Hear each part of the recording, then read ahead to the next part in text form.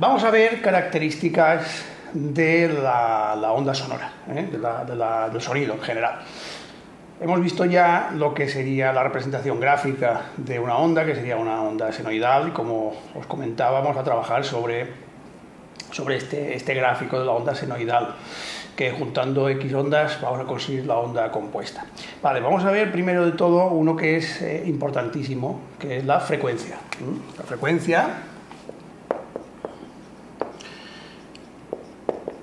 La definición de frecuencia sería cualquier evento que se repite X veces por segundo, o por segundo por día, en nuestro caso siempre sería por segundo, y lo que sería frecuencia en sonido sería el número de oscilaciones de la onda en un segundo, o sea, las veces que pasa de positivo a negativo en un segundo. Dependiendo de la cantidad de oscilaciones que tenga, tendrá más o menos valor esa frecuencia, será más o menos alta. Nosotros podemos trabajar con frecuencias graves. Las frecuencias graves irían pues desde 20 hasta 150, 200 hercios, después tendríamos las frecuencias medias, después tendríamos agudos. Entonces, cuando oímos hablar de frecuencia y hercios, que os acabo de nombrar, ¿qué son los hercios exactamente? Pues los hercios sería la unidad que usamos para definir la frecuencia, o sea, para saber qué valor tiene la frecuencia. Se escribe como Hz, y es en honor a Hertz, que fue uno de los pioneros del estudio de las ondas electromagnéticas. Entonces, la frecuencia se mide. ¿Qué es un hercio? O sea, en realidad si nosotros decimos un hercio, un Hertz, ¿qué sería? Pues esto es un ciclo en un segundo.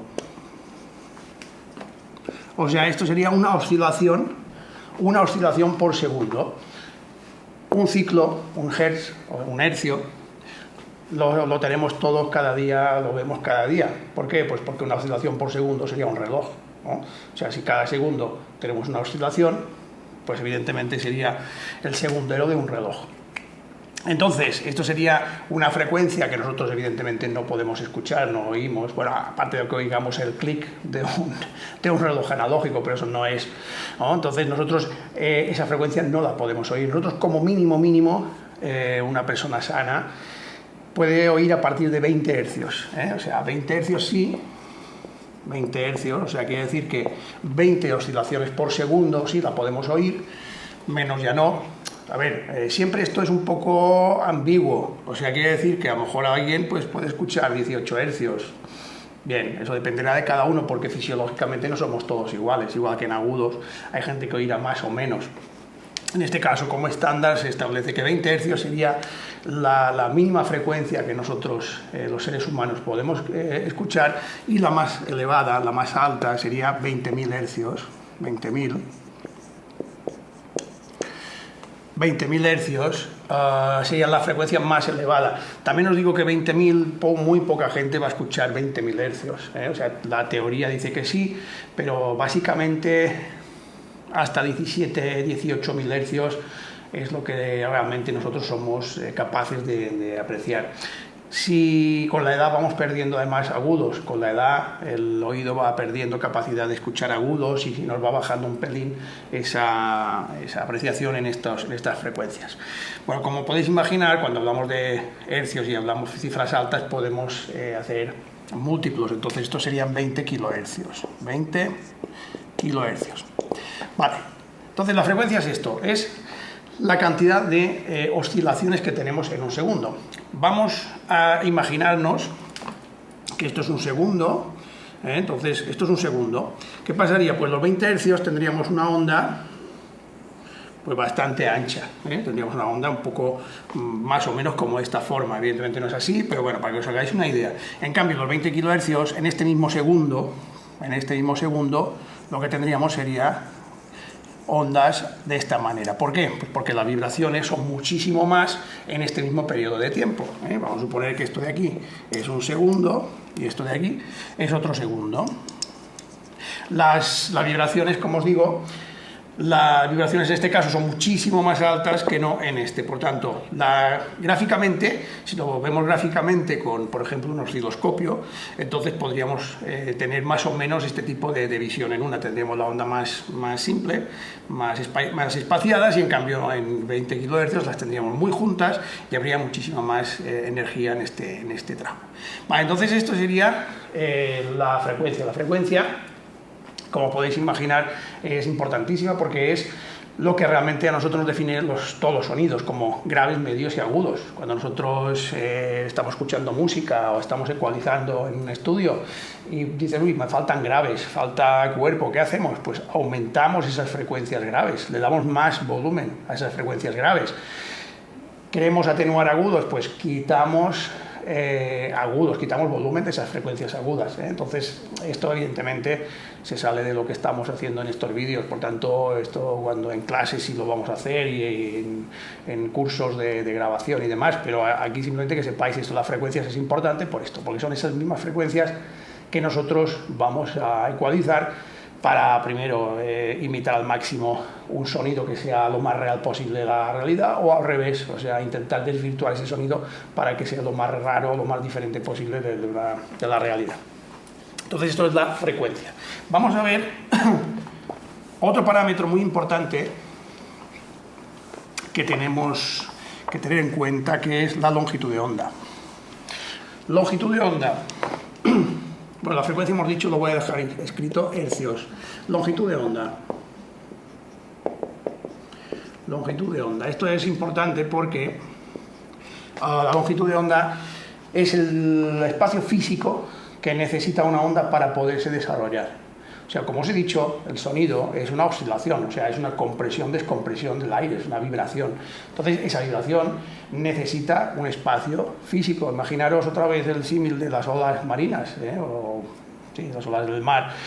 Se desplazan en un sitio determinado, o sea, tienen una longitud determinada y se desplazan. Pues el sonido es un fluido, salvando las diferencias, es muy parecido a una ola marina, o sea, se produce una ola, o si queréis, en un barreño mismo, o sea, tenemos agua, tiramos una piedra y vemos que las ondas que se forman llegan a las paredes, rebotan, vuelven. El sonido es eso, el sonido es un fluido. Yo cuando estoy hablando rebota en las paredes, después interactúa y nos da así diferentes efectos, reverbs y demás historias, y anulaciones de fase y demás. Entonces necesita espacio físico para poderse desarrollar, si no, no puede funcionar. Por tanto, la longitud de onda sería ese espacio que necesita una frecuencia determinada, una onda determinada para poderse desarrollar. La letra que vamos a usar para la longitud de onda es la letra griega lambda. Siempre que veáis lambda, vamos a estar hablando de longitudes de onda. ¿Qué es exactamente? O sea, ¿cómo podíamos gráficamente entender la longitud de onda? Bueno, pues en nuestro sistema, que ya conocéis, de onda senoidal, vamos a suponer que esto es un ciclo por segundo, o sea, un hercio. Un hercio porque solo hay un ciclo. Entonces, la longitud de onda, ¿qué será? La longitud de onda será este espacio de aquí, que es el que necesita para poderse desarrollar esta onda. O sea, yo voy a tener una distancia en la cual esta onda va a poder moverse sin problemas. Si yo aquí cortase, si corto aquí, esta onda ya no se puede desarrollar. Por tanto, esta parte no sería longitud de onda. La longitud de onda tiene que ser desde 0, como ya sabéis, grados hasta 360 grados, que sería una onda completa. Entonces, el espacio que necesita esta onda para desarrollarse sería la longitud de onda. Entonces, esto en la realidad, la longitud de onda para nosotros nos va a condicionar mucho, sobre todo cuando ajustamos equipos en el tema de graves. O sea, nosotros lo que tenemos que intentar es que esta longitud de onda de una frecuencia o de X frecuencias se junten y se sumen, porque si no, imaginaros, no quiero adelantar todavía el tema de fase, vamos a quedarnos con la longitud de onda de esta manera. La longitud de onda sería esto, sería la distancia que hay en este caso desde 0 hasta que la onda ha dado toda la vuelta, la distancia que necesita para desplazarse. Las frecuencias graves necesitan más espacio, las frecuencias agudas menos espacio. O sea, imaginaros un paso largo, esto sería una frecuencia grave, necesitan más, y pasos pequeñitos serían frecuencias más agudas, para que os hagáis un poco la idea. O sea, fijaros que viene a ser como si fuese un paso grande. Esto sería longitud de onda. La ecuación, una de las ecuaciones que vamos a usar para calcular parámetros sonoros es la que sigue. Es una de las básicas, que sería C es igual a lambda por F. Ahora os digo lo que es la C. Lambda ya lo conocemos, longitud de onda. Y F es la frecuencia. Por tanto, longitud de onda por frecuencia. ¿Y qué es la C? Pues la C es la velocidad del sonido. Velocidad del sonido. La velocidad del sonido, muchos textos veréis que pone C es igual a 344 metros partido por segundo, como un estándar. Bueno, también puede servir para hacer cálculos. Como siempre os he dicho, los cálculos que vamos a hacer, que no sean con mediciones en directo, son meramente informativos. O sea, no van a tener una precisión exacta, porque claro, hay muchos factores que influyen cuando estamos en directo a cuando estamos haciendo un cálculo matemático. Evidentemente lo vamos a hacer porque es muy aproximado a lo que vamos a tener en la realidad. Entonces, C, 344 metros por segundo. Bueno, sí y no. ¿Por qué? Porque la velocidad del sonido depende de, sobre todo, la temperatura, dependerá también de la presión atmosférica, dependerá de la composición del aire, depende de dónde estemos. Eso es menos significativo, el tema de composición del aire, pero sí la presión atmosférica, la temperatura sí influye muchísimo. O sea, la velocidad del sonido cambia de arriba a abajo. Entonces tendremos que tener en cuenta esa particularidad y lo tenemos que aplicar con fórmulas. También es importante el tema de velocidad del sonido cuando ajustamos equipos grandes. Imaginaros que un día en verano hacemos la prueba de sonido a las 5 de la tarde, hace un calor de 40-45 grados, hace un calor enorme, y cuando empieza el concierto resulta que son las 10 de la noche, la temperatura de esos 45 grados ha bajado a 20. Entonces esa diferencia influye y mucho en el ajuste del equipo. De hecho, todos los equipos profesionales, los procesadores, normalmente te llevan un termómetro y a veces incluso te piden si quieres que cambiemos los parámetros porque ha cambiado la temperatura. ¿Por qué hacen esto? Bueno, pues vamos a verlo. Resulta que de momento vamos a trabajar con esto, vamos a trabajar con este para no liar demasiado, y ya os explicaré cómo se calcula la velocidad del sonido. Vamos a trabajar con 344. Vamos a suponer que tenemos la velocidad del sonido, vamos a sustituir aquí, 344 es igual a lambda, no sabemos la longitud de onda, no sabemos cuál es, y una frecuencia, para ser más rápidos, de 1000 hercios. Bueno, no voy a poner unidades, 1000 hercios. Vamos a despejar lambda. Entonces lambda sería igual a 344 dividido entre 1000. 344 dividido entre 1000 sería 0,344 metros, ¿no? Correcto, 34,4 centímetros. 0,344 metros. Vale, ¿qué ocurre si esto es la longitud de onda? Quiere decir que la onda que nosotros tenemos, la onda esta que nosotros habíamos dibujado antes, tiene una longitud de 0,344 metros de punta a punta. O sea, necesita esto para que la onda se propague.